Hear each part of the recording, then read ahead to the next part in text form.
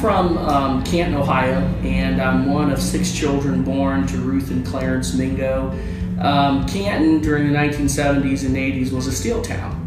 This was a place where you worked hard, it was likely in a factory, and your family was sustained on the likes of steel mills and other factories that provided good jobs for working class families. So I attended Canton McKinley Senior High School, which is an athletic powerhouse, not only in northeastern Ohio, but statewide. And every single member of my family has graduated from Canton McKinley. And it's a sports powerhouse, but also, again, thinking back in the 1970s and 80s, it was one of those schools that really reflected a high degree of integration.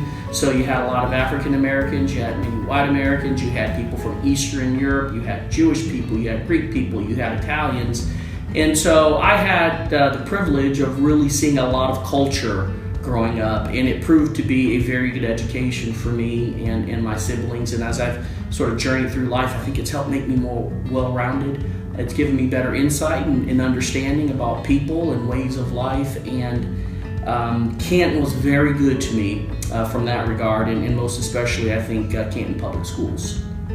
So I graduated from Canton McKinley in 1990. I left for the United States Army on July 10th, 1990 as well.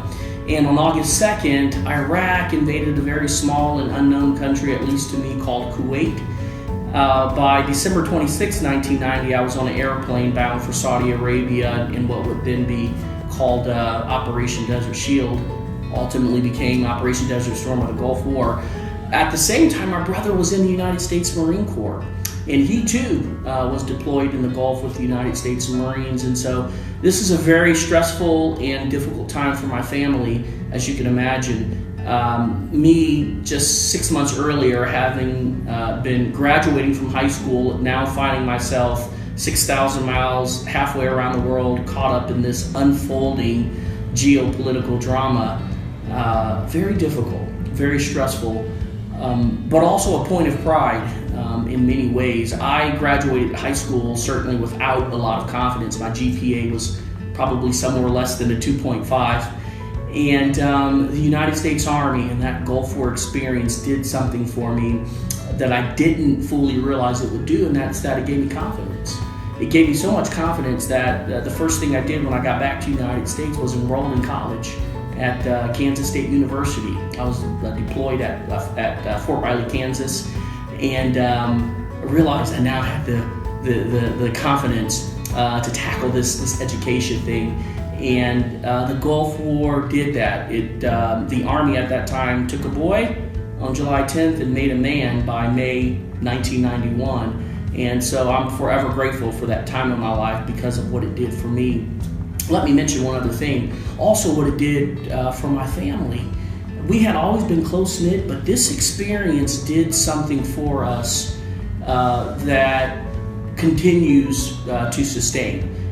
We were brought together in a way that has bonded us, and to this very day, my siblings and I are as close as we conceivably can be, very close to my mother. My father passed a few weeks ago, but my family, very close-knit, and the Gulf War sort of planted the seeds for that bond that we now share. So that military experience was one of the seminal experiences in my life.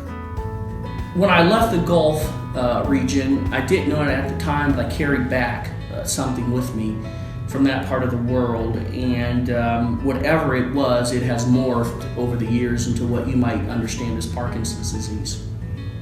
So I left the military with a medical discharge because my physical condition had so deteriorated, and my ability to be employed was suspect. It just was not clear what level of employment I would be able to have post-service given the physical state I was in. My wife at the time, my high school sweetheart, Angela, was enrolled at Ohio State, and so I, of course, came back here to Columbus and thought, I'm going to do this college thing here at Ohio State. And this was really at the advent of the Americans with Disabilities Act. And Ohio State University is a large campus, and so a big concern I had was physically, how would I navigate this campus? And Ohio State proved to be the exact place I needed to be from a disability standpoint. It was richly accommodating. Just about everything I needed for a guy who had mobility problems and movement problems was accommodated. And so I was able to navigate my way through undergraduate, did that nearly nonstop, went through the summers, sometimes had quarters in which I carried 25 credit hours, and worked very hard to put myself in a position to get into law school at the Ohio State University thereafter. Now you have to understand this, Cindy, this was a privileged experience for me. Again, I'm the guy who, had the Army recruiter ask my home economics teacher, just, if it's possible this guy can get a D to graduate, and I say that tongue in cheek, but it was literally that close with me sort of getting into the Army, and here I find myself with an acceptance letter from Ohio State to get into law school, and that is a reflection not of a guy who is brilliant academically, but of a guy who learned by way of the United States Army and sound parenting that hard work and dedication and perseverance can take you a long way in life. And I remember my first day at law school, and I thought to myself, it'll be difficult to imagine how this will end, walking across that stage and receiving that diploma on the eve of taking the bar, but I knew enough about my life up until that point that I could conceive of it happening, and that if I applied myself, focused, and worked hard, it would indeed happen. And so it did. So I practiced law for about 10 years thereafter, and very fulfilling experience for me. Yeah. The idea of public service, it's in my DNA. My parents would always tell my siblings and I that whatever we did in life, it should be for the good of others. That we had to figure out a way to do something that reflected positively on the welfare of others. And so as I started my law practice, I happened upon this little niche area that involved child advocacy. And so I spent a good 10 years representing the interest of children who were in abuse or neglect situations. And it too proved to be a marvelous way to serve, but also a phenomenal education, because I would find myself with families going through crisis and understanding sort of the nature of that crisis and what that looked like on the average day in real life. I could also see how government was limited in its ability to right some of those poor circumstances. I could also see where the individual had great capacity to improve those circumstances well beyond what government can do. And if nothing else, it made clear to me that there are Ohioans and there are Americans who are in crisis every single day, and it doesn't matter how they got there as much as it matters what the future is relative to those circumstances. And so being able to represent those children, I always thought, if only in the smallest way, I had the opportunity to be a footnote and hopefully making that future possible and a little brighter for them. Also did some work for the Legal Aid Society of Columbus. And again, there are any number of Franklin County residents who have the ability to retain attorneys privately, but there are likely triple the number of Franklin County residents who don't have that ability. And these, in many cases, are working class people. And so through the Legal Aid Society of Columbus, I was able to represent those individuals who were perhaps going through a housing crisis or who were struggling with some other social issue that prevented them from taking the next step forward in their life. And so once again, I found myself on the field of service, understanding human problems and trying to be at least a footnote in the solution for those problems. And it made me enormously sympathetic to that plight, but also understanding that that's a reality for working class people. And again, the education has served me well. It served me quite well. So I've been married 25 years, actually married my high school sweetheart, Angela. We both went to Camp McKinley. And we have two girls named Ava and Elise. They are 11 and 12. And I mentioned earlier that my father passed away, and he was a marvelous man, Clarence Mingo Sr., just marvelous human being. And his passing represented something that at the time, again, I didn't know that I needed, but I certainly understood it the day after he passed, and that was simply to continue growing with respect to the affection that I give to my daughters, building upon the type of love and commitment I have towards my wife, becoming a better son to my mother, a better brother to my siblings. And I've learned that these are areas where you chronically have to double down. You chronically have to improve. You chronically, no matter where you're at, no matter what that level of love or affection is, it can be better. It can be improved upon. And where my daughters are concerned, I want to be not perfect. I want them to understand that I'm not, but I never want them to doubt the level of love and affection that I have for them. And I want to represent what it means to be a man, not a black man, not a conservative man, but a virtuous man in 2018. And that's a pursuit every day. No matter how high I climb on that mountain, I'm always looking up, as my dad would say, you got to climb a little higher and you can do it. So I'm working on it, and it's been a privilege to parent these girls. Yeah, so there are many who look at me and they would say, Mr. Mingo, you're a bit of an anomaly from multiple perspectives. One, you're a Republican who's African American, but you're also a Republican in Franklin County, a place where Republicans are not to be found. Socially, there are not a lot of African American Republicans. That's a fact.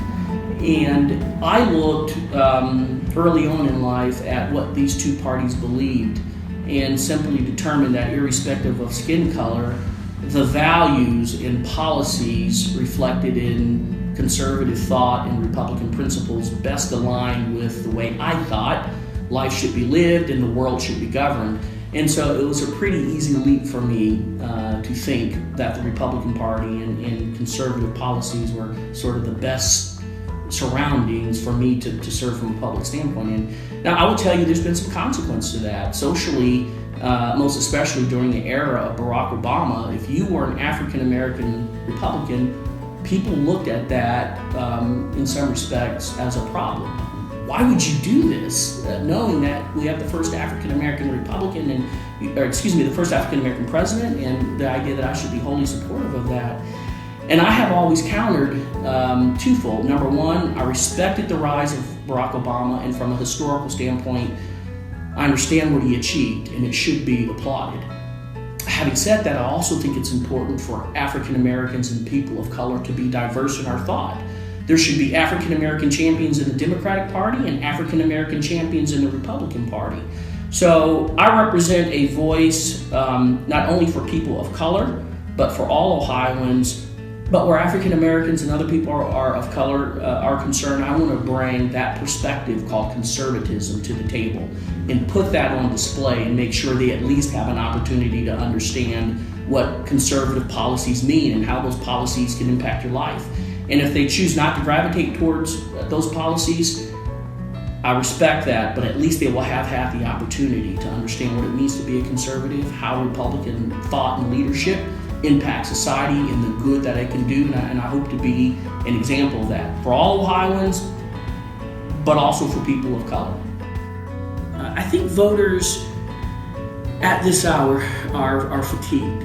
I think the general public is fatigued, and there are two reasons for that. One is that I think voters, they're after truth. Voters want to understand that those who are elected to high office in good measure are giving them truth. And another word for truth is transparency. Voters want to understand what's happening in government. They want to know that whatever you're doing on their behalf, they can approach your office, open the door, inspect it, and have you lead them to understand it and guide them to truth, whatever that looks like in that particular circumstance. So as state treasurer, I'll be focusing on that. Some people call it truth, other people call it transparency, but I think it's what is needed in government at this hour. Current treasurer has done a great job in that regard, just making sure Ohio taxpayers have access to their business. We want to do that times 10 and build on that concept of transparency. I think the second thing voters are looking for, and Ohioans in particular are hungry for this, and that's a better tone in the field of politics, in the business of government. People are tired right now. They're discouraged by what they're seeing on the news, and whether you're a Democrat or a Republican, I think everyone on the ballot in 2018 has to conduct themselves with the highest measure of dignity to make sure that the voters who are looking at us and trying to assess who is best suited to hold a certain seat, they'll never have reason to disqualify us based on our personal conduct during that campaign. It won't be our rhetoric, it'll be our policies they attack. It won't be some personal attack that we've launched against another candidate, but rather a particular policy that we support that they indict. That's what that process should look like. And so in my race, whether I'm in a primary or whether it's the general election, I'll be working very hard to conduct myself in dignity, in a way that would make Ohio voters proud, and in a way that will reflect well upon the Republican Party, and creating a better environment where government is concerned and in the field of politics, I think is absolutely critical for every single one of us to do who are running statewide in both parties in 2018. So this run for state treasurer is really built off of 8 years as serving as the auditor of Franklin County.